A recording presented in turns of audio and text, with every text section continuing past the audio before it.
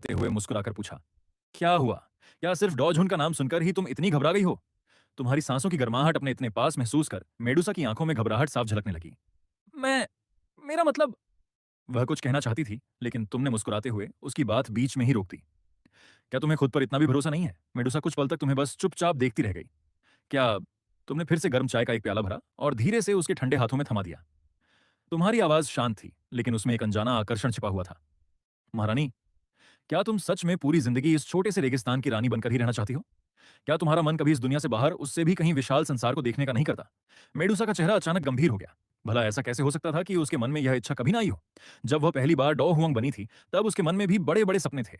वह भी कभी मध्य महाद्वीप झोंकझोंक जाकर अपनी ताकत आजमाना चाहती थी। लेकिन सर्प मानव जाति उसके बिना नहीं रह सकती थी। और उसका विवेक भी उसे यही बताता था कि उस भूमि पर जहां डॉ हुआंग साधारण थे और डॉ झोंग भी अनगिनत थे, उसके जैसी बिना किसी सहारे वाली डॉ हुआंग यदि किसी शक्तिशाली व्यक्ति की नजर में आ गई, तो उसका अंत निश्चित था। तुमने उसके बदलते भावों को देखा, फिर धीरे से उसका ठंडा हाथ अपने हाथ में थाम लिया और उसे उसके उलझे हुए विचारों से बाहर खींच लाए। तुमने उसकी आंखों में देखते हुए शांत स्वर में कहा, इतना मत सोचो। अब से मैं तुम्हें अपने साथ लेकर चलूंगा। तुम मेरे साथ चलो। ये सुनते ही मेडुसा की आंखें कांप उठीं। उसका मन पूरी तरह उलझ चुका था। अब तक वह यही समझती रही थी कि तुम केवल उसकी सुंदरता से आकर्षित हो। जब उसे पता चला कि तुम एक डॉ-झुन हो, तो उसके मन में यह डर भी पैदा हो गया था कि कहीं पूरी सर्प मानव जाति तुम्हारे अधीन ना हो जाए। इतने महान योद्धा के सामने उस जैसी रेगिस्तान की रानी की क्या हैसियत थी?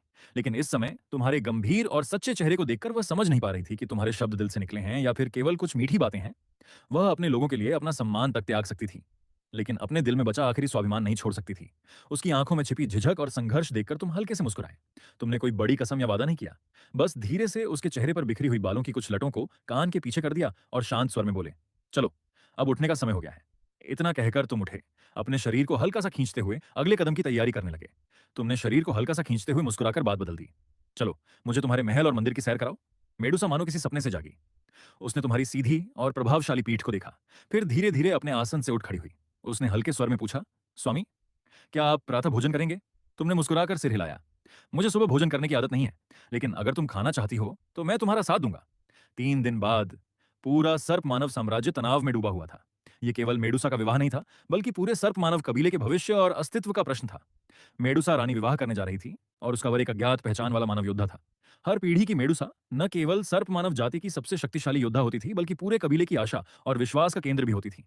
यदि इस विवाह में कोई गलती हो जाती तो पूरा कबीला विनाश के कगार पर पहुंच सकता था। इसी चिंता और क्रोध के साथ चारों महान बुजुर्ग एल्डर गुस्से और हत्या के इरादे से महल पहुंचे। लेकिन जैसे ही वे मंदिर के द्वार पर पहुंचे, उनकी आंखें आश्चर्य से फैल गईं। 8 बड़े कबीलों के मुखिया पहले से ही वहां उपस्थित थे। पूरा मंदिर भीतर और बाहर लाल रेशमी सजावट, रंग बिरंगी रोशनियों और उत्सव के माहौल से सजा हुआ था। चारों ओर ऐसा लग रहा था मानो किसी भव्य शाही विवाह की तैयारियां अपने अंतिम चरण में हों। तभी सर्प रक्षक दल की कप्तान हुआ आगे बढ़ी। उसने सम्मानपूर्वक झुककर कहा, चारों आदरणीय बुजुर्गों को प्रणाम। महारानी मेडुसा इस समय पीछे के महल में विवाह की तैयारियों में व्यस्त हैं, इसलिए वे स्वयं आपका स्वागत करने नहीं आ सकीं। बकवास! एक गुस्सैल बुजुर्ग तुरंत गरज उठा। उसने अपने हाथ की सांप के सिर वाली छड़ी जमीन पर जोर से पटकी। धड़ाम! पत्थर की फर्श तक में दरारें पड़ गईं। वह क्रोध से बोला, क्या वह सचमुच उस अज्ञात मानव योद्धा से विवाह करने जा रही है? यह तो सरासर पागलपन है। हुआशे ने माथे का पसीना पोंछा और धीमे स्वर में बोली, कृपया शांत हो जाइए। आदरणीय बुजुर्गों, महारानी ने विशेष रूप से आदेश दिया है कि आज के विवाह समारोह में किसी भी प्रकार का हंगामा नहीं होना चाहिए। आप सभी शांतिपूर्वक विवाह में शामिल हों और इस शुभ अवसर का आनंद लें। यह सुनते ही चारों बुजुर्गों की आंखें तेज हो उठीं। उनके शिखर डॉ हुआंग, पीक डॉ हुआंग स्तर की भयावह आभा चारों ओर फैल गई और वातावरण अचानक ठंडा पड़ गया। महाबुजुर्ग क्रोध से हंस पड़ा। अगर वह अकेला हमारी पूरी जाति को डराकर अपना रौब जमाना चाहता है, तो यह कभी स्वीकार नहीं होगा। अब जबकि हम चारों एक साथ बाहर आ चुके हैं, तो चाहे सामने डोजोंगी क्यों ना हो, उसे भी सर्प मानव जाति का सामना करने से पहले 100 बार सोचना पड़ेगा। हुआशे की हालत घबराहट से खराब हो गई। वह जल्दी से उनके पास आई और बहुत धीमी आवाज में बोली, महाबुजुर्ग, ऐसा बिल्कुल मत कीजिए। लेकिन वह व्यक्ति डॉ झोंग नहीं है। महाबुजुर्ग ने तिरस्कार से हंसते हुए कहा, अगर वह डॉ झोंग नहीं है, तो क्या कोई साधारण डॉ हुआंग हमारी रानी को इस हद तक मजबूर कर सकता है? यह तो सर्प मानव जाति के सम्मान का अपमान है। हुआशे ने कठिनाई से थूक निकला और कांपती आवाज में बोली, न नहीं, महारानी ने कहा है कि उनके होने वाले पति एक डॉझुन है। पूरा वातावरण एकदम शांत हो गया। कुछ क्षण पहले तक जिन चारों बुजुर्गों से प्रचंड हत्या की आभा निकल रही थी, वह पल भर में गायब हो गई। ड डॉझुन! महाबुजुर्ग का पूरा शरीर कांप उठा। वह तुरंत आगे बढ़ा, हुआशे का हाथ पकड़ लिया और कांपती आवाज में पूछा, क्या क्या तुम सच कह रही हो? वह सचमुच एक डॉझुन है। उत्तर पश्चिमी महाद्वीप में आखिरी बार एक डॉझुन सैकड़ों वर्ष पहले युनलान संप्रदाय के प्रथम संप्रदायाध्यक्ष युन पोतियन थे। उनकी मृत्यु के बाद इस पूरे महाद्वीप में फिर कभी कोई डॉझुन प्रकट नहीं हुआ था। हुआशे ने कड़वी मुस्कान के साथ सिर हिलाया। यह बिल्कुल सत्य है। महारानी जानती थीं कि आप चारों अवश्य उनसे जवाब मांगने आएंगे। लेकिन उन्होंने विशेष रूप से कहा है कि यदि सर्प मानव जाति का भविष्य सुरक्षित रखना है, तो किसी भी परिस्थिति में उस महान डॉझुन का अपमान नहीं होना चाहिए। चारों बुजुर्ग एक दूसरे का चेहरा देखने लगे। वे इतने स्तब्ध थे कि कुछ भी बोल नहीं पा रहे थे। तभी दूसरे बुजुर्ग की नजर अचानक हुआशे पर पड़ी। उन्होंने भौहें सिकोड़ते हुए पूछा, रुको, तुम्हारी आभा तो बदल गई है। तुम अब 5 स्टार डॉ वांग बन चुकी हो। 5 साल पहले तो तुम मुश्किल से 3 स्टार डॉ वांग बनी थी। इतनी तेज प्रगति कैसे हो गई? यह सुनते ही हुआ शे के चेहरे पर खुशी छा गई। उसने सम्मान से उत्तर दिया, आदरणीय दूसरे बुजुर्ग, यह सब राजकुमार वांगफू की कृपा है। उन्होंने ही मुझे यह वरदान दिया। राजकुमार ने महारानी को एक दो नहीं बल्कि 10 से भी अधिक छठी श्रेणी की डॉ लिंग गोलियां भेंट की थीं। महारानी ने वे सभी गोलियां हम लोगों को पुरस्कार के रूप में दे दी। अब 8 प्रमुख कबीलों के मुखिया और सेनापति उन्हें खा चुके हैं और सभी की शक्ति में जबरदस्त वृद्धि हुई है। इतना ही नहीं, हुआ शे उत्साह से आगे बोली, राजकुमार ने महारानी के लिए अलग से 3 सर्वोच्च गुणवत्ता वाली 7वीं श्रेणी की औषधियां भी तैयार की हैं। इसके अलावा कई बक्से दुर्लभ औषधीय जड़ी बूटियों के भी दिए हैं। इन 3 दिनों में महल का लगभग हर व्यक्ति किसी न किसी इनाम से सम्मानित हुआ है। ये सब सुनने के बाद कुछ ही देर पहले क्रोध से भरे चारों बुजुर्ग पूरी तरह स्तब्ध रह गए। उन्हें पहले जो समाचार मिला था उसमें केवल इतना बताया गया था कि मेडुसा को एक रहस्यमयी शक्तिशाली मानव ने विवाह के लिए मजबूर कर दिया है और अपनी जाति को बचाने के लिए वह अपमान सह रही है। लेकिन अब 10 से अधिक छठी श्रेणी की गोलियां यूं ही बांट दी गईं। 3 दुर्लभ 7वीं श्रेणी की गोलियां दहेज विवाह उपहार के रूप में दी गईं। यहां तक कि सामान्य सैनिकों और सेवकों तक को भी भरपूर पुरस्कार मिले। क्या इसे जबरदस्ती का विवाह कहा जा सकता था? महाबुजुर्ग ने चारों ओर नजर दौड़ाई। सजा हुआ महल, खुशी से दमकती हुई हुआ और पूरे वातावरण में फैला उत्सव। उन्होंने धीरे धीरे अपनी लाठी नीचे कर दी। उनकी सारी हत्या की भावना और गुस्सा पल भर में गायब हो गया। वे गहरी सोच में डूब गए। ये कहां जबरन विवाह है? ये तो मानो स्वर्ग ने सर्प मानव जाति को दिया हुआ सबसे बड़ा सौभाग्य है। तागोर रेगिस्तान में दिन के समय भीषण गर्मी पड़ती थी, जबकि सर्प मानव जाति स्वभाव से ठंडा और अंधेरा वातावरण पसंद करती थी। इसी कारण उनके सभी बड़े उत्सव प्रायः शाम या रात के समय आयोजित किए जाते थे। सिर्फ 3 दिनों में राजसी विवाह की तैयारी करना आसान नहीं था। ऊपर से यह स्थान रेगिस्तान के गहरे और निर्धन क्षेत्र में था, सस्करुशाह। इसलिए इस विवाह का वैभव मध्य महाद्वीप के बड़े बड़े शक्तिशाली कुलों जैसा नहीं हो सकता था। फिर भी किसी भी व्यवस्था में लापरवाही नहीं की गई थी। सर्प मानव जाति के सभी प्रमुख योद्धा और सम्मानित लोग विवाह समारोह में उपस्थित थे। पूरा मंदिर नए रूप में सजा हुआ था। लाल रेशमी कपड़े हवा में लहरा रहे थे और जादुई दीपकों की रोशनी पूरे परिसर को उजाले से भर रही थी।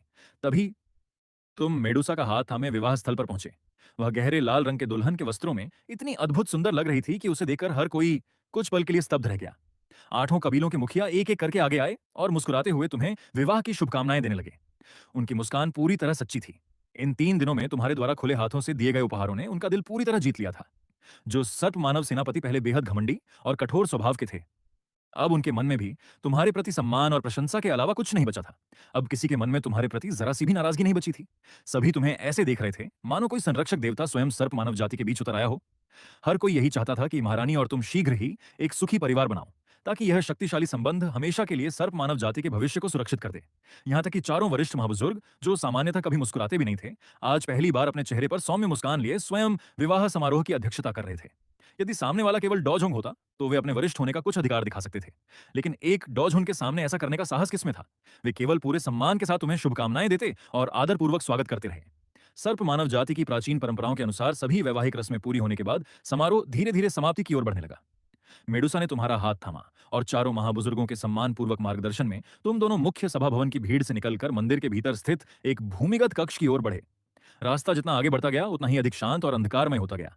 तुमने आसपास नजर डालते हुए धीमे स्वर में पूछा, हम यहाँ क्यों आ रहे हैं? क्या विवाह के बाद भी इस भूमिगत रास्ते से जाना पड़ता है? मेडुसा के सुंदर चेहरे पर हल्की सी लाली छा गई। उसने धीमे स्वर में समझाया, सर्प मानव जाति की परंपरा के अनुसार प्रत्येक पीढ़ी की महारानी को पूर्ण रूप से मानव रूप धारण करने से पहले कुछ विशेष नियमों का पालन करना होता है। इसी कारण विवाह के बाद एक विशेष अनुष्ठान से पहले इस भूमिगत वेदी पर पारंपरिक शुद्धिकरण संस्कार किया जाता है। मेडुसा ने शांत स्वर में समझाया, सर्प जाति का रक्त स्वभाव से अत्यंत शीतल होता है। यदि समय से पहले पति पत्नी का संबंध बना लिया जाए तो रक्त वंश की शक्ति तेजी से कम होने लगती है। इसलिए रक्त वंश को स्थिर रखने के लिए बलिदान वेदी का शुद्धिकरण अनुष्ठान सबसे महत्वपूर्ण चरण है। बात करते करते सभी लोग लंबे भूमिगत मार्ग से गुजरते हुए अनुष्ठान स्थल के केंद्र में पहुंचे। उनके सामने काले रहस्यमयी पत्थरों से बना एक विशाल सूखा कुंड था। इस अनुष्ठान को करने के लिए विशेष औषधीय द्रव्य और गुप्त विधि की आवश्यकता थी। आगे चल रही चारों महान वरिष्ठाएं एक साथ रुक गईं और आपकी ओर गहराई से झुककर सम्मान प्रकट किया। सबसे बड़ी वरिष्ठ आगे बढ़ी और आदरपूर्वक बोली, सम्माननीय महोदय, निस्संदेह हमारी रानी ने आपको हमारी जाति की परंपराओं के बारे में बता दिया होगा, लेकिन हमारी रानी मेडुसा अभी पूरी तरह मानव रूप में परिवर्तित नहीं हुई हैं। यदि इस अवस्था में उनका कौमार्य भंग हो गया तो उनकी रक्तवंशीय शक्ति पर भयंकर प्रतिक्रिया होगी। इसलिए हम आपसे विनम्र निवेदन करते हैं कि फिलहाल रानी के साथ पति-पत्नी का संबंध न बनाएं। इतना कहते ही उनके माथे पर पसीना छलक आया। उन्हें डर था कि कहीं यह बात आपको, एक शक्तिशाली डूज़न योद्धा को, क्रोधित न कर दे। उन्होंने तुरंत आगे कहा, यदि रानी अभी आपके द्वारा प्रदान की गई ट्रांसफॉर्मेशन पिल खा लें और अपनी सर्प पूंछ त्याग कर पूर्ण मानव रूप धारण कर लें, तो रक्तवंश की प्रतिक्रिया का खतरा समाप्त हो जाएगा। तब हमारी ये सारी परंपराएं भी लागू नहीं रहेंगी। मेडुसा ने सिर झुका लिया। उसकी आंखों में तीव्र संघर्ष और अनिच्छा साफ दिखाई दे रही थी। बड़ी वरिष्ठ ने गहरी सांस ली और आगे समझाया, सम्माननीय महोदय, आपको शायद यह झात नहीं है। हमारी रानी हमेशा हमारे प्राचीन ग्रंथों में वर्णित रक्त शुद्धिकरण विधि को आजमाना चाहती रही है। यह विधि अत्यंत खतरनाक है। यदि असफल हुई तो शरीर और आत्मा दोनों नष्ट हो जाएंगे, लेकिन यदि सफल हुई तो भविष्य की क्षमता कई गुना बढ़ जाएगी। रूपांतरण गोली भले ही सुरक्षित हो और मनुष्यों जैसी साधना की प्रतिभा प्रदान करे, लेकिन उसे खाने के बाद रानी हमेशा के लिए अपने वर्तमान रूप को त्याग देंगी। तब इस शुद्धिकरण मार्ग पर चलने का अवसर सदा के लिए समाप्त हो जाएगा। इसी कारण रानी अब तक वह औषधि नहीं खा रही हैं। इसका अर्थ यह बिल्कुल नहीं कि उनके मन में आपके प्रति कोई अविश्वास या द्वेष है। आपने हाथ उठाकर उनकी बात बीच में ही रोक दी और शांत स्वर में पूछा, समझ गया, जिस रक्त शुद्धिकरण विधि की तुम बात कर रही हो, क्या वही जिसमें मेडुसारू हुआंग की चरम सीमा पर पहुंचने के बाद स्वर्ग और पृथ्वी की रहस्यमयी अग्नि से अपने शरीर को तपाकर विकास करने का प्रयास करती है? प्राचीन रक्त वंश को शुद्ध करके उसे उसके मूल स्वरूप में वापस लाने की विधि। सही कहा ना? यह सुनते ही बड़ी वरिष्ठ की आंखें आश्चर्य से फैल गईं। सम्माननीय महोदय, आपने बिल्कुल सही कहा। रानी मेडुसा की मूल आत्मा 6 पंखों वाली जियोयान स्नेक से संबंधित है। उनके शरीर में 7 क्लर्ड हेवन स्वॉलिंग पाइथन का अत्यंत दुर्लभ प्राचीन रक्त भी प्रवाहित होता है। इसी कारण वह हमेशा उस रक्त शुद्धिकरण विधि को पूरा करने का सपना देखती रही है। आपने मेडुसा के तनाव से भरे चेहरे की ओर देखा और धीरे से पूछा, क्या सचमुच ऐसा ही है? मेडुसा ने अपने होंठ हल्के से भींचे और आपकी ओर देखते हुए चुपचाप सिर हिला दिया। उसे लगा था कि आप भी दूसरे मानव शक्तिशाली योद्धाओं की तरह उसकी इच्छा को मूर्खतापूर्ण कहेंगे या उसे तुरंत रूपांतरण गोली खाने का आदेश देंगे।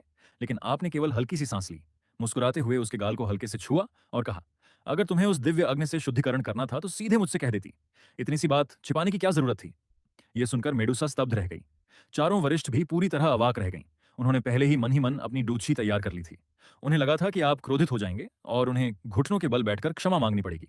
मेडुसा ने भी मन बना लिया था कि वह चुपचाप रूपांतरण गोली खा लेगी, लेकिन किसी ने भी इस उत्तर की कल्पना नहीं की थी। आपने ठोड़ी पर हाथ फेरते हुए कहा, मेरे पास एक दिव्य अग्नि है, लेकिन उसका स्वभाव बहुत उग्र और शक्तिशाली है। वह तुम्हारे शीत प्रकृति वाले शरीर के लिए उपयुक्त नहीं है। जरा सी गलती हुई तो वह तुम्हें भस्म कर सकती है। इसलिए जल्दबाजी मत करो। 2-4 दिनों में मैं तुम्हारे लिए एक उपयुक्त दिव्य अग्नि ढूंढ लाऊंगा। पूरे अनुष्ठान स्थल पर सन्नाटा छा गया। मेडुसा और चारों वरिष्ठ अविश्वास से आपकी ओर देखते रह गए।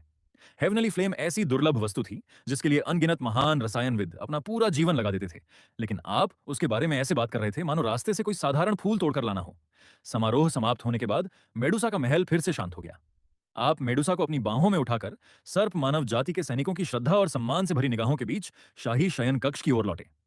जाति की परंपराओं और रक्तवंश संबंधी नियमों के कारण दोनों अभी वैवाहिक संबंध पूरी तरह स्थापित नहीं कर सकते थे, लेकिन विवाह के अन्य पारंपरिक रीति रिवाज पूरे करने में कोई बाधा नहीं थी। आपकी बाहों में टिके हुए मेडुसा के मन से शुरुआती विरोध लगभग समाप्त हो चुका था।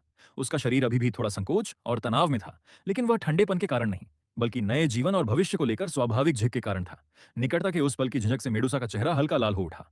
युद्ध भूमि में हमेशा दृढ़ और निडर रहने वाली रेगिस्तान की यह रानी इस समय एक संकोची युवती जैसी लग रही थी। आप उसे धीरे से लाल सजावट से सजे शयन कक्ष में ले गए और सावधानी से बड़े पलंग पर बैठा दिया। जैसे ही उसकी पीठ बिस्तर से लगी, उसका शरीर हल्का सा सिमट गया। उसके मन में चिंता थी कि कहीं आप अपनी अपार शक्ति के भरोसे अपना वचन न बदल दें।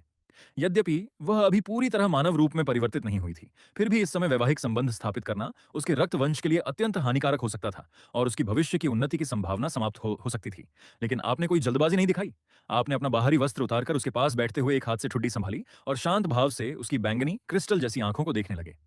आपकी सीधी और आत्मविश्वास से भरी निगाहों से मेडुसा का दिल तेजी से धड़कने लगा। यह एहसास उसके लिए बिल्कुल नया था। कुछ देर बाद वह संकोच से नजरें फेरते हुए धीमे स्वर में बोली, स्वामी, आप क्या देख रहे हैं? आप मुस्कुराए और बोले, अपनी सुंदर और मनमोहक पत्नी को। जब हमने तय किया है कि अभी जल्दबाजी नहीं करेंगे, तो कम से कम तुम्हें निहार तो सकता हूं। क्या मेरी पत्नी मुझे इतना भी अधिकार नहीं देगी? यह सुनकर मेडुसा की नजरें झुक गईं। उसके गाल और भी लाल हो गए। उसने हल्के स्वर में कहा, यदि स्वामी सचमुच किसी की सेवा चाहते हैं तो हुआ शेयर और यूएमई पर ऐसी कोई रक्तवंशीय बाधा नहीं है। वे दोनों भी अत्यंत सुंदर हैं और आपकी सेवा कर सकती हैं। इतना सुनते ही आपने हल्के से उसकी पेशानी पर उंगली से ठोका दिया। मेडुसा ने आश्चर्य से अपना माथा पकड़ लिया। इतने वर्षों में पहली बार किसी ने उसके साथ इतनी सहजता से ऐसा व्यवहार किया था। आपने मुस्कुराते हुए उसकी ओर देखा और उसकी पेशानी पर स्नेह से एक हल्का चुंबन रखा। फिर उसकी आंखों में देखते हुए शांत स्वर में कहा, मुझे कोई जल्दी नहीं है। आखिरकार भविष्य में हम दोनों साथ ही रहने वाले हैं। ये सरल लेकिन सच्चे शब्द सुनकर मेडुसा का मन गहराई तक प्रभावित हो गया। मेडुसा का मन पूरी तरह उलझ गया। वह कुछ कह ही नहीं पाई और जल्दी से बात बदलते हुए बोली, स्वामी, आपने पहले कहा था कि आपके पास एक दिव्य अग्नि है। क्या मैं उसे देख सकती हूँ? आप मुस्कुराए और बोले, बिल्कुल। आपने मुस्कुराते हुए उसका हाथ थामा, उसे धीरे से उठाया और उसकी पतली कमर पर हाथ रखते हुए खिड़की के पास बिछी सफेद दुर्लभ पशु चर्म वाली आराम कुर्सी तक ले गए। आपने उसे आराम से वहां बैठाया और सहारा दिया। फिर आपने धीरे धीरे अपना दाहिना हाथ उठाया। अगले ही क्षण आपकी उंगलियों के सिरे पर सुनहरे रंग की एक दिव्य अग्नि प्रकट हुई। वह किसी जीवित प्राणी की तरह लहराती और बहती हुई प्रतीत हो रही थी। जहां जहां वह अग्नि गुजरती, वहां वहां आसपास का आकाश मानो उसकी अपार गर्मी से जलकर मुड़ने और विकृत होने लगता था। उसकी भयावह शक्ति देखकर ऐसा लगता था मानो वह स्वयं अंतरिक्ष को भी जला देने में सक्षम हो। उस सुनहरी अग्नि के चारों ओर काले रंग की महीन दरारें उभर आईं, मानो स्वयं अंतरिक्ष ही जलकर फट रहा हो। यह दृश्य देखते ही मेडुसा का पूरा शरीर तनाव से भर गया। उसकी सर पूंछ भी घबराहट में सिकुड़ गई। यह अग्नि अंतरिक्ष को भी जला सकती है। वह सहज रूप से पीछे हटना चाहती थी, लेकिन आपने उसका बायां हाथ थाम लिया और धीरे धीरे उसे उस सुनहरी लौ के पास ले गए। न नहीं। मेडुसा की आंखें आश्चर्य से फैल गईं। वह हाथ छुड़ाने ही वाली थी कि आपके शांत स्वर ने उसे रोक दिया। डरो मत, कुछ नहीं होगा। आपकी आवाज सुनकर उसने अनजाने में खुद को शांत कर लिया।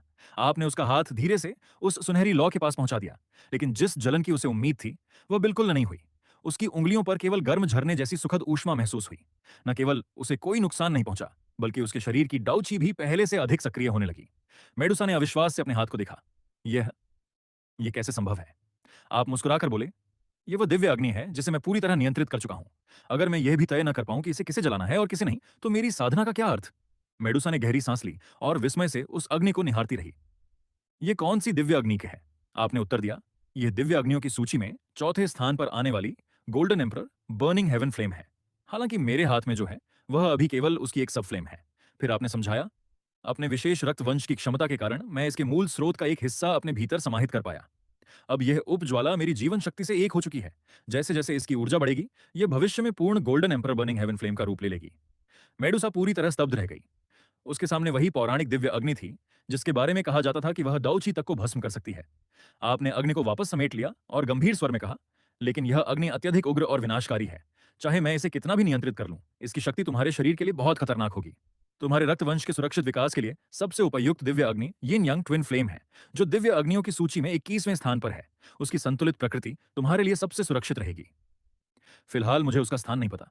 यदि वह नहीं मिली तो दूसरा विकल्प 5वें स्थान वाली लिविंग स्पिरिट फ्लेम हो सकती है, लेकिन उसका स्वामी एक रहस्यमयी 9 स्तरीय महान रसायनविद है, जिसकी शक्ति अत्यंत प्रबल है। वह व्यक्ति अत्यंत शक्तिशाली है। यदि मैं उससे दिव्य अग्नि मांगने जाऊं तो यह भी निश्चित नहीं कि वह मेरी बात मान ले। सबसे सुरक्षित और सबसे आसानी से प्राप्त होने वाली दिव्य बोन चिलिंग फ्लेम है, जो दिव्य अग्नियों की सूची में 11वें स्थान पर है। आपने मेडुसा की ओर देखते हुए कहा, तुम सर्प जाति से हो और तुम्हारा शरीर स्वभाव से शीतल है। गुलिंग लेंग हुओ में अत्यधिक ठंड और अत्यधिक गर्मी दोनों का संतुलन है, इसलिए यह तुम्हें सबसे कम नुकसान पहुंचाएगी और तुम्हारे प्राचीन रक्तवंश की शक्ति को भी अधिकतम रूप से जागृत करेगी। सबसे महत्वपूर्ण बात यह है कि मुझे उसका सटीक स्थान पता है, इसलिए उसे लाना भी अपेक्षाकृत आसान होगा। थोड़ी देर रुककर आपने उसकी ओर देखा और कहा, लेकिन अंतिम निर्णय तुम्हारा होगा। यदि तुम्हें गुलिंग लेंग हुओ का जोखिम अधिक लगे, तो मैं अपने कुल के बुजुर्गों से सहायता मांग सकता हूं। वे तुम्हें झोंक-झों ले जाकर शेनोंग वृद्ध से दिव्य अग्नि उधार लेने की कोशिश करेंगे। मुझे विश्वास है कि वे उनका सम्मान करेंगे और मेरी बात भी सुनेंगे। मेडुसा आपके गर्मजोशी भरे आलिंगन में टिककर आपके गंभीर चेहरे को निहारती रही। आपने मुस्कुराकर पूछा, क्या हुआ? मेडुसा ने धीमे स्वर में कहा, आप मेरे लिए इतना सब क्यों कर रहे हैं? आप एक पल के लिए चुप रहे, फिर हल्के से मुस्कुराए। कैसी बातें कर रही हो? मैं तुम्हारा पति हूं और तुम मेरी पत्नी। तुम्हारी परवाह करना तो मेरा स्वाभाविक कर्तव्य है। मेडुसा ने संकोच से कहा, लेकिन हमारी मुलाकात को अभी 3 दिन भी नहीं हुए हैं। आपने सहज भाव से उत्तर दिया, मुझे मुझे पता है और यह भी जानता हूं कि तुमने मुझसे विवाह करने का निर्णय पूरी तरह अपनी इच्छा से नहीं लिया। मेरी शक्ति से भय और अपनी सर्प जाति की रक्षा के लिए तुमने यह फैसला किया। लेकिन मेरे लिए यह बात इतनी महत्वपूर्ण नहीं है। मुझे विश्वास है कि समय के साथ तुम मुझे सच में समझोगी और एक दिन अपने मन से मुझ पर भरोसा करोगी। आपकी आत्मविश्वास भरी बात सुनकर मेडुसा मुस्कुरा उठी। उसके चेहरे की झिझक कुछ कम हो गई और उसकी मुस्कान पहले से अधिक उजली लग रही थी। वह हल्के से बोली, सच? आपने मुस्कुराकर उत्तर दिया, बिल्कुल। देखो, अभी भी तुम्हारे चेहरे पर मुस्कान आ गई है। अपनी भावनाएं समझ लिए जाने पर मेडुसा झेंप गई और जल्दी से नजरें दूसरी ओर फेर ली। ऐसी कोई बात नहीं है। आपने उसकी झिझक पर कुछ नहीं कहा, बस स्नेह से उसके माथे पर एक हल्का सा चुंबन दिया। आपने उसके माथे पर एक हल्का सा चुंबन दिया और फिर मुस्कुराते हुए बोले, अब काम की बात करते हैं। इन 3 दिव्य अग्नियों में से तुम किसे चुनना चाहोगी? मेडुसा ने आश्चर्य से आपकी ओर देखा। क्या आप सचमुच बोन चिल्लिंग फ्लेम ला सकते हैं? आपने पूरे आत्मविश्वास से उत्तर दिया, बिल्कुल। वह जिया मां एम्पायर की सीमा के भीतर ही है। कल मैं तुम्हें अपने साथ लेकर उसे प्राप्त करने चलूंगा। कुछ देर सोचने के बाद मेडुसा ने गंभीर स्वर में कहा, यदि ऐसा है तो मेरे लिए गुलिंग लेंगहो ही सबसे अच्छा विकल्प होगा। मुझे जोखिम से डर नहीं लगता। यदि मैं सफल होकर अपने रक्तवंश का विकास कर सकूं और अपनी सर्प जाति को इस रेगिस्तान से बाहर बेहतर भविष्य दे सकूं, तो मैं हर कठिनाई सहने को तैयार हूं। आपने संतोष से सिर हिलाया। ठीक है, तो निर्णय यही रहा। इतना कहकर आपने अपना हाथ घुमाया। अचानक 3 सुंदर जेड के डिब्बे प्रकट हुए। उनमें से प्रत्येक से अत्यंत शक्तिशाली ऊर्जा की तरंगें निकल रही थीं। आपने कहा, चूंकि तुमने यह जोखिम उठाने का निश्चय कर लिया है, इसलिए ये तीनों औषधियां अपने पास रख लो। तुम्हारे एवोल्यूशन के समय ये बहुत काम आएंगी। फिर आपने पहले डिब्बे की ओर इशारा किया। ये है 9 इल्यूजन 7 अपचर पिल। इसे प्राचीन स्वर्गीय सर्प, 7 दुर्लभ औषधियों और वॉइड ब्रेकिंग फ्रूट जैसे अनमोल पदार्थों से बनाया गया है। यह विशेष रूप से सर्प जाति के विकास के दौरान होने वाली शारीरिक क्षति से रक्षा करती है। यदि दुर्भाग्य से विकास असफल भी हो जाए और दिव्य अग्नि शरीर को नष्ट कर दे, तब भी यह तुम्हारी आत्मा को सुरक्षित रखेगी और तुम्हें पुनर्जन्म का अवसर दे सकती है। इसके कारण यह अत्यंत खतरनाक प्रक्रिया लगभग सुरक्षित हो जाती है। साथ ही यह तुम्हारे मस्तिष्क के 7 गुप्त बिंदुओं को जागृत कर आत्मिक संवेदनशीलता और चेतना को भी बहुत बढ़ा देती है। यह सुनकर मेडुसा की सांसें तेज हो गईं। वह अभी पहले अमृत के प्रभाव से उबर भी नहीं पाई थी कि आपने दूसरे डिब्बे की ओर संकेत किया। यह है एम्परर हेवनली पाइथन पिल। इसे स्वर्गीय अजगर की त्यागी हुई केंचुल, सम्राट स्तर की दुर्लभ जड़ी बूटियों और ड्रैगन रक्त सार से तैयार किया गया है।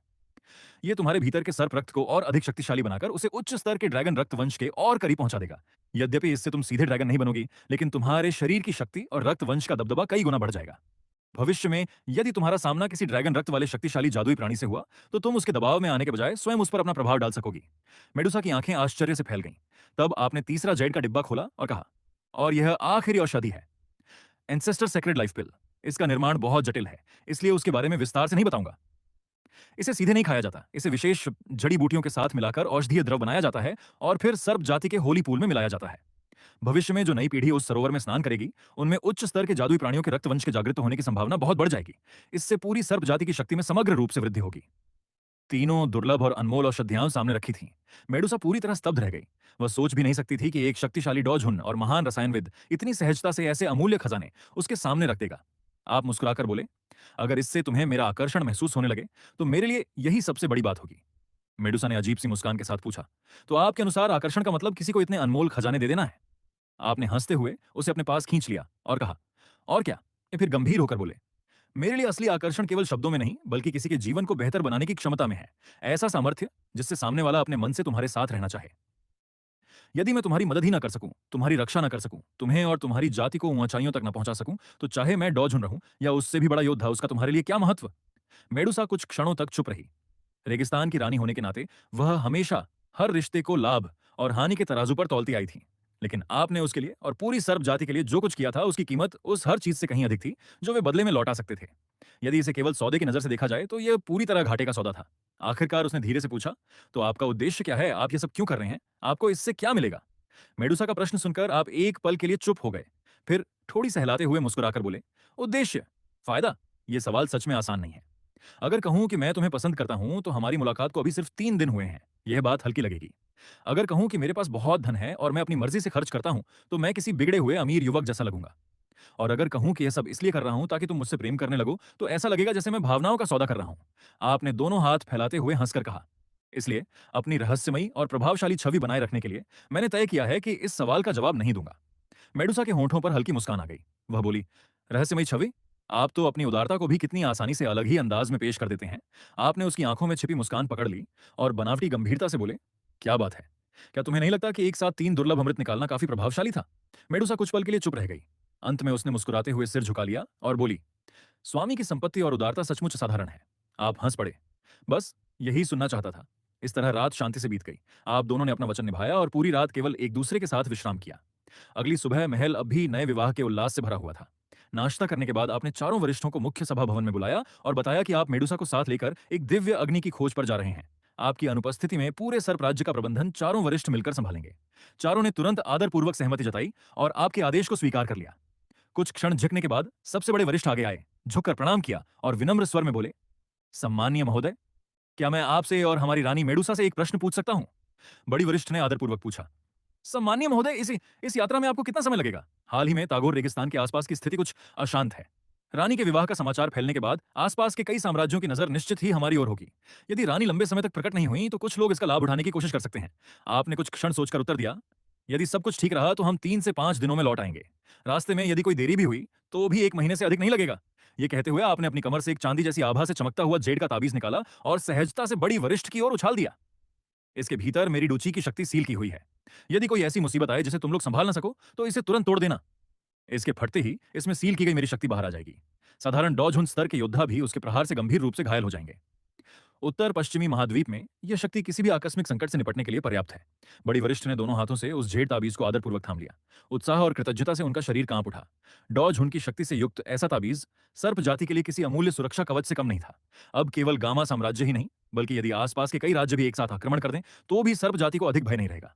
बड़ी वरिष्ठ ने गहराई से झुककर कहा, इस अमूल्य वरदान के लिए आपका हृदय से धन्यवाद सम्माननीय महोदय। हम अपने प्राणों की बाजी लगाकर भी सर्प जाति और हमारे राज्य की रक्षा करेंगे। उनकी बात समाप्त होते ही आपने मेडुसा का हाथ थामा। अगले ही क्षण दोनों आकाश में उठे और अंतरिक्ष को चीरते हुए दूर क्षितिज की ओर तेजी से प्रस्थान कर गए। उटान सिटी जियामा साम्राज्य के उत्तर पूर्वी भाग में स्थित थी। उसके और टैगोर महान रेगिस्तान के बीच हजारों मील की दूरी थी, जो लगभग पूरे साम्राज्य को पार करती थी। एक डूजून के लिए जिसने स्पेस की शक्ति पर पूर्ण अधिकार पा लिया हो, यह दूरी केवल कुछ बार स्पेस शिफ्ट करने से ही तय की जा सकती थी। लेकिन तुम्हें डॉजहुन बने अभी केवल आधा महीना ही हुआ था। इतनी लंबी दूरी तक लगातार स्पेस ट्रैवल करने का अनुभव अभी नहीं था, और साथ ही तुम्हें मेडुसा की भी सुरक्षा करनी थी। इसलिए तुम्हारी यात्रा की गति काफी धीमी हो गई। दूसरी ओर पहली बार वॉइड स्पेस के भीतर यात्रा कर रही मेडुसा की हालत अच्छी नहीं थी। चारों ओर मुड़े तुड़े और विकृत होते अंतरिक्ष तथा अजीबोगरीब दृश्य उसके संतुलन और इंद्रियों को पूरी तरह भ्रमित कर रहे थे। कुछ ही देर में उसका पहले से गुलाबी चेहरा पीला पड़ गया और उसके माथे पर पसीने की महीन बूंदें उभर आईं। उसकी तकलीफ देखकर तुम तुरंत रुक गए। अगले ही पल उसे लेकर शून्य से बाहर निकले और वास्तविक दुनिया के ऊंचे बादलों के ऊपर आ गए। फिर तुमने अपने संग्रह से एक चिंगशिन गोली, मन को शांत करने वाली औषधि, निकाली और उसे मेडुसा को खिला दी। दवा मुंह में जाते ही तुरंत घुल गई और ठंडी ऊर्जा बनकर सीधे उसके मस्तिष्क में पहुंच गई। अगले ही पल उसके सिर का चक्कर और भ्रम पूरी तरह समाप्त हो गया।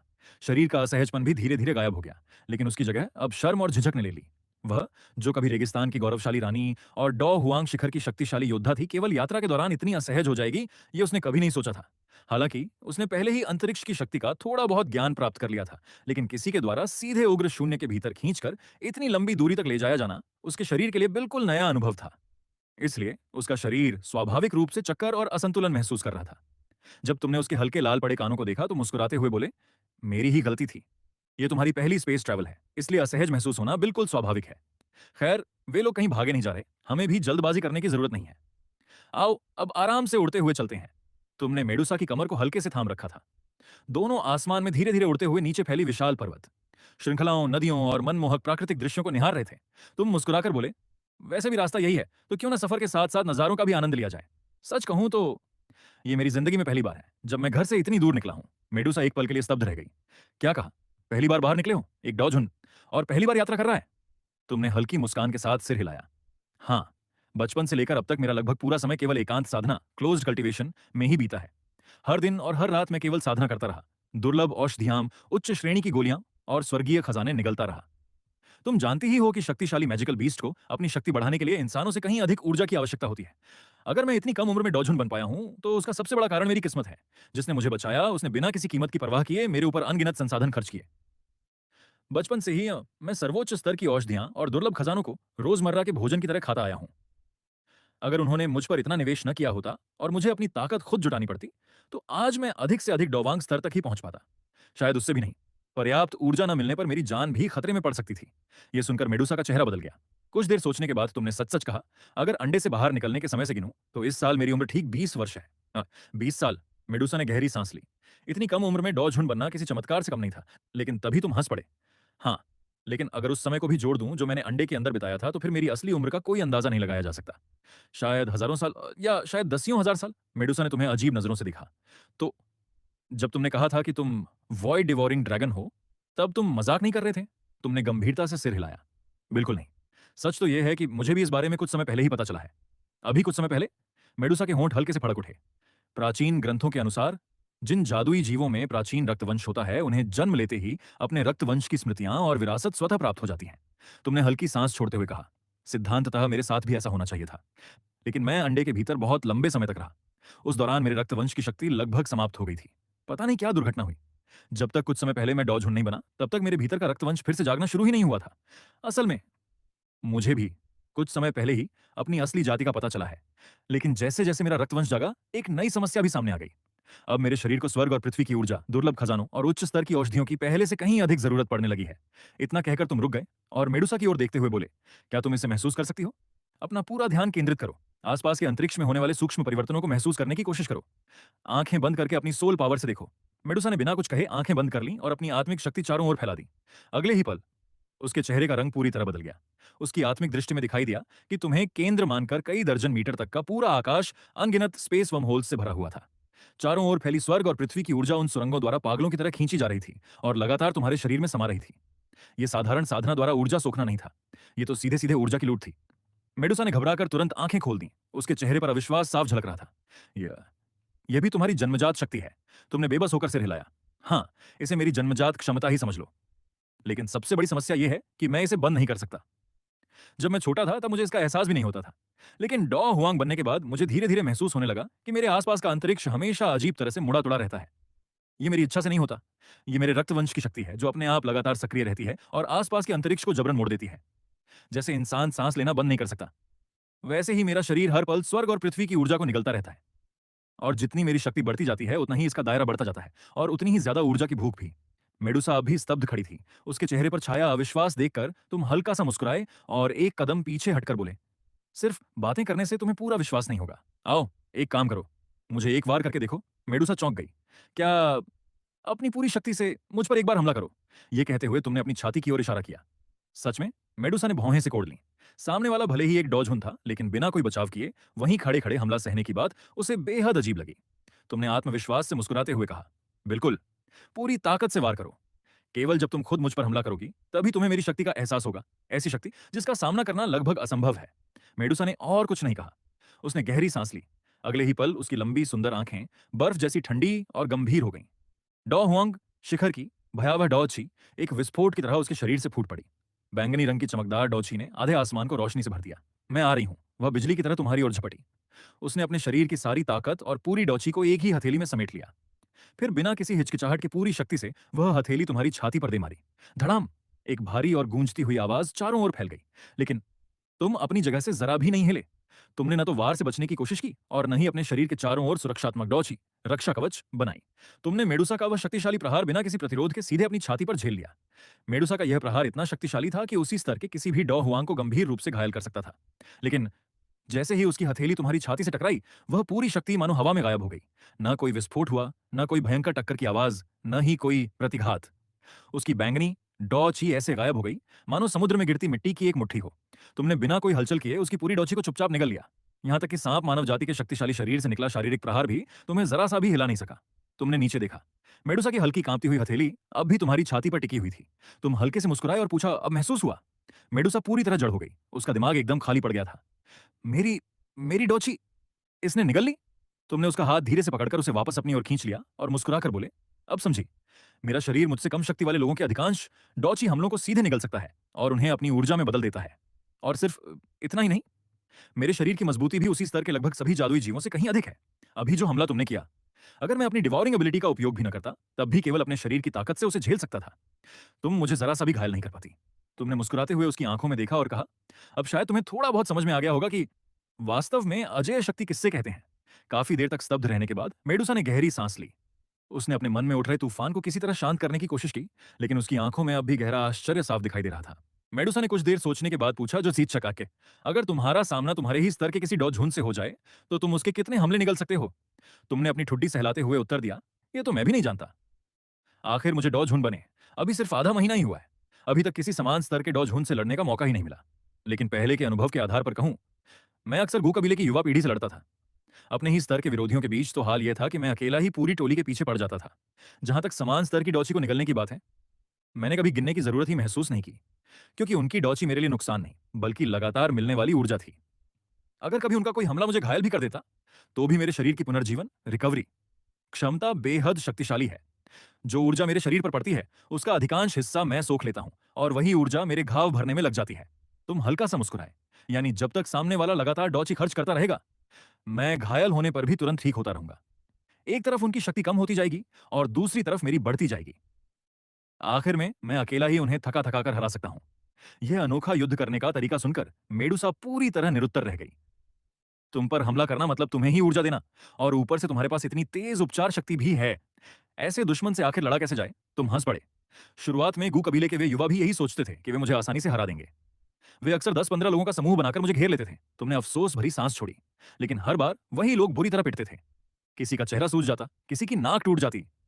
कुछ समय बाद वे समझदार हो गए। अब तो दूर से मुझे देखते ही रास्ता बदल लेते हैं। इतनी तेज भागते हैं जैसे सामने कोई शेर आ गया हो। मेडुसा ने अजीब नजरों से तुम्हें देखा और पूछा, लेकिन तुम हमेशा उन्हीं के पीछे क्यों पड़े रहते थे? क्या उनसे तुम्हारी कोई दुश्मनी थी? गू कबीला तो वही है जिसने तुम्हें पाला पोसा। चाहे तुम कितने भी शरारती रहे हो, फिर भी रोज रोज उनके बच्चों के पीछे पड़ना तो समझ से बाहर है। तुमने मुस्कुराते हुए सिर हिलाया। नहीं, उनसे मेरी कोई दुश्मनी नहीं थी। तुमने बिल्कुल बेझिझक कहा। मैं तो बस उनकी डॉची सोखना चाहता था। वे सभी उच्च स्तर की हाई लेवल कल्टीवेशन टेक्निक का अभ्यास करते थे, इसलिए उनकी डॉची बेहद शुद्ध होती थी। उसे सोखने में बड़ा मजा आता था। और उन्हें हराने के बाद उनके पास मौजूद दुर्लभ खजाने और औषधियां भी आराम से मिल जाती थीं। हालांकि बूढ़े गू ने कभी संसाधनों की कमी नहीं होने दी, लेकिन मेरे इस अथाह पेट को कभी संतोष नहीं होता था। इसलिए मैं हमेशा कुछ और आध्यात्मिक संसाधन ढूंढता रहता था। स्पैरिंग के नाम पर उनसे लड़ लेता था। इससे मेरी भूख भी मिट जाती थी और उनकी लड़ने की क्षमता भी बढ़ जाती थी। एक तीर से दो निशाने। यह सुनकर मेडुसा पूरी तरह चुप हो गई। उसने सामने खड़े उस युवक को जटिल भावों से देखा। चेहरा किसी स्वर्गीय देवता जैसा सुंदर, लेकिन हरकतें किसी डाकू से कम नहीं थीं। उसी क्षण उसे मानो समझ आ गया कि वॉइड डेवोरिंग ड्रैगन का प्राचीन वंश लगभग पूरी तरह क्यों समाप्त हो गया था और केवल एक अंडा ही प्राचीन खंडहरों में बचा रह गया। अजेय शरीर, हमले झेलते हुए ऊर्जा निगलने की क्षमता, दुश्मन की शक्ति को अपने घाव भरने की ताकत में बदल देने का वरदान। यदि पूरे वंश के पास ऐसी शक्तियां रही हों, तो स्वाभाविक था कि बाकी सभी प्राचीन जातियां उनसे डरने लगती। इतनी असाधारण शक्ति अंततः पूरे संसार की दुश्मनी मोल ले लेती है। मेडुसा ने धीमे स्वर में अपनी आशंका व्यक्त की। मुझे लगता है प्राचीन काल में तुम्हारे वंश की शक्ति इतनी अधिक थी कि बाकी सभी प्राचीन जातियों ने मिलकर उसे नष्ट कर दिया होगा। तुमने सहमति में सिर हिलाया। मैं भी यही सोचता हूं। ऐसी शक्ति जो दूसरों को कोई मौका ही न दे। अगर मैं किसी दूसरे वंश का होता, तो शायद मैं भी शून्य निगलने वाले ड्रैगनों को मिटाने की कोशिश करता। इतना कहकर तुम एक कदम आगे बढ़े। तुमने मुस्कुराते हुए मेडुसा के कंधे पर हाथ रखा और गंभीर चेहरे से बोले, इसलिए मेरी रानी, तुम्हें जल्दी से और ताकतवर बनना होगा। आगे चलकर तुम्हारे पति की रक्षा की जिम्मेदारी पूरी तरह तुम्हारे ऊपर होगी। ये सुनते ही मेडुसा का चेहरा अजीब सा हो गया। मैं तुम्हारी रक्षा करूं? उसके सामने खड़ा व्यक्ति केवल 20 साल की उम्र में डॉ झुन बन चुका था, और वह स्वयं अभी केवल डॉ हुआंग थी। तुमने पूरी गंभीरता से कहा, बिल्कुल। सोचो जरा, मेरी यह अजीब और बेहद शक्तिशाली क्षमता अगर एक दिन पूरी दुनिया के सामने आ गई, तो पता नहीं कितने लोग मेरे पीछे पड़ जाएंगे। क्योंकि मेरी यह शक्ति लोगों की नजर में चुभेगी। पता नहीं कितने पुराने और शक्तिशाली लोग मुझे पकड़कर मेरे शरीर का रहस्य जानना चाहेंगे, या फिर मुझे हमेशा के लिए खत्म कर देना चाहेंगे। जैसा कहते हैं, एक शेर भी भेड़ियों के झुंड से हार सकता है। भले ही मैं अकेला 10 लोगों से लड़ लूं, लेकिन अगर 100 या 1000 लोग एक साथ आ जाएं, तो मेरे लिए भी मुश्किल हो जाएगी। ऐसे समय में अगर मैं अपनी पत्नी पर भरोसा नहीं करूंगा, तो और किस पर करूंगा? तुम्हारी गंभीर बातें सुनकर मेडुसा के होंठों पर दबी हुई मुस्कान आखिर फूट पड़ी। हाँ हाँ, उसकी मुस्कान सर्दियों की धूप जैसी गर्म और मनमोहक थी। उस पल उसकी सुंदरता इतनी अद्भुत लग रही थी कि आसपास की धूप भी फीकी पड़ती महसूस हो रही थी। कुछ देर बाद उसने मुस्कुराते हुए पूछा, क्या सचमुच ऐसा दिन आएगा? क्या कभी मैं इतनी शक्तिशाली बन पाऊंगी कि तुम्हारी रक्षा कर सकूं? उसकी आंखों में फिर से आत्मविश्वास और महत्वाकांक्षा की चमक लौट आई थी। तुमने मुस्कुराकर उसे अपनी बांहों में भर लिया और धीमे लेकिन दृढ़ स्वर में कहा, जरूर आएगा। मुझे तुम्हारी क्षमता पर पूरा विश्वास है। फिर तुमने अपना सिर उसके कंधे पर टिकाते हुए आधे मजाक और आधे गंभीर अंदाज में कहा, लेकिन जब तुम दुनिया की सबसे शक्तिशाली योद्धा बन जाओ, तो मुझे भूल मत जाना। मुझे अकेला छोड़कर मत चली जाना, वरना मैं मरकर भी चैन से नहीं सो पाऊंगा। कुछ दिनों तक दोनों ने रास्ते में पहाड़ों, नदियों और सुंदर दृश्यों का आनंद लेते हुए आराम से यात्रा की। इसके बाद तुम मेडुसा को साथ लेकर धीरे धीरे उटान सिटी पहुंच गए। तुम्हारी सलाह पर मेडुसा ने अपना चेहरा घूंघट व्हील से ढक रखा था और ऊपर से एक ढीला काला चोगा भी पहन लिया था। लेकिन उसके सांप मानव शरीर और बैंगनी सांप जैसी पूंछ को पूरी तरह छिपाना असंभव था। ऐसे छोटे और शांत शहर में उसका रूप सभी के लिए कौतूहल का विषय बन गया। शहर में प्रवेश करते ही राहगीरों की भीड़ उनके पीछे लग गई। चारों ओर लोग उंगलियां उठाकर इशारे करने लगे और धीमी आवाज में आपस में बातें करने लगे।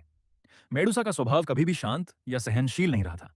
वह रेगिस्तान की वह रानी थी जिसने अपने जीवन में अनगिनत युद्ध लड़े थे और कठोर फैसले लेने में कभी नहीं हिचकिचाई। ऐसी रानी ने पहले कभी इस तरह लोगों की भीड़ का तमाशा नहीं झेला था। उसकी आंखें अचानक ठंडी हो गईं। अगले ही क्षण डो हुआंग स्तर की भयानक किलिंग इंटेंट चारों ओर फैलने लगी। भीड़ में खड़े लोगों के चेहरों का रंग एक पल में उड़ गया। भीड़ में मौजूद लोगों को ऐसा महसूस हुआ मानो वे अचानक बर्फीली खाई में गिर गए हों। उनकी सांसें रुक सी गईं और दिल में मौत का भय भर गया। सभी लोग बिजली का झटका लगने की तरह तुरंत पीछे हट गए। अब किसी की हिम्मत नहीं थी कि मेडुसा की ओर दोबारा नजर उठाकर भी देखे। अगर तुम्हारे साथ होने की वजह से वह खुद को ना रोकती, तो अपने उग्र स्वभाव के कारण कुछ ही पल पहले बातें बनाने वाले लोग कब के खून के धब्बों में बदल चुके होते। तुमने डरे हुए राहगीरों की ओर बिल्कुल ध्यान नहीं दिया। सीधे मेडुसा को साथ लेकर शाओ फैमिली की हवेली के मुख्य द्वार पर पहुंच गए। लगभग आधा महीना पहले तुम शून्यर के दूर के रिश्तेदार बनकर यहाँ आ चुके थे, इसलिए द्वार पर मौजूद प्रबंधक को तुम्हारी शालीन और प्रभावशाली छवि अच्छी तरह याद थी।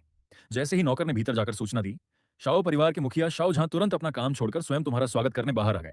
जब उन्होंने तुम्हारे साथ खड़ी उस सांप मानव स्त्री को देखा, जिसके शरीर से बेहद खतरनाक आभा निकल रही थी, तो उनकी आंखों में एक पल के लिए आश्चर्य झलका। लेकिन उन्होंने समझदारी दिखाते हुए कोई सवाल नहीं किया। इसके बजाय उन्होंने मुस्कुराकर तुरंत सबसे अच्छे अतिथि कक्ष की व्यवस्था करने का आदेश दिया। शाओ झान के सम्मानपूर्ण व्यवहार के बदले तुमने भी पूरे विनम्र और शिष्ट ढंग से उत्तर दिया। जब तक बात तुम्हारे सिद्धांतों या किसी महत्वपूर्ण हित से जुड़ी न हो, तुम्हारा स्वभाव हमेशा बेहद सभ्य और शांत रहता था। तुम्हारी गरिमामयी उपस्थिति, सलीकेदार व्यवहार और मधुर बातचीत देखकर कोई भी पहली नजर में यही समझता कि तुम किसी प्रतिष्ठित परिवार के शिक्षित और कुलीन युवक हो। कोई यह सोच भी नहीं सकता था कि यही व्यक्ति वह रहस्यमयी डोजुन है जिसकी ताकत से लोग कांपते हैं। इन कुछ दिनों की यात्रा में मेडुसा तुम्हारे स्वभाव को पहले से कहीं बेहतर समझ चुकी थी। जब तुम्हारा मूड अच्छा होता या कोई छोटी मोटी बात होती, तब तुम बेहद सरल और मिलनसार रहते। तुम कभी अपनी डॉ झुन शक्ति का घमंड नहीं दिखाते थे। रास्ते में अगर कोई बूढ़ा किसान शक्कर की मिठाई तांगहुलू बेचता दिखाई देता, तो तुम बड़े सम्मान से उसे सोने के सिक्के देते और फिर उसके साथ खड़े होकर हंसते हुए तांगहुलू भी खाते। इस संसार में जहां इंसानी जान की कीमत घास से भी कम समझी जाती थी, तुम्हारे भीतर ऊंचे दर्जे के योद्धाओं जैसा जरा भी अहंकार नहीं था। लेकिन अगर कोई तुम्हारा मूड खराब कर देता या बॉटम लाइन पार कर देता, तो तुम बिना किसी हिचकिचाहट के हाथ उठाते। अगले ही पल भयानक शक्ति आकाश में फैल जाती और सामने वाला व्यक्ति अपने शरीर ही नहीं, बल्कि अपनी आत्मा सहित भी शून्य में विलीन हो जाता। तुम्हारे इस अत्यंत सौम्य और अत्यंत भयावह स्वभाव के बीच का यह तीखा अंतर मेडुसा को अजीब नहीं, बल्कि और भी अधिक वास्तविक और आकर्षक लगता था। हेलो गाइस, सबसे पहले बताओ ये स्टोरी आपको कैसी लग रही है? गाइस, इस स्टोरी के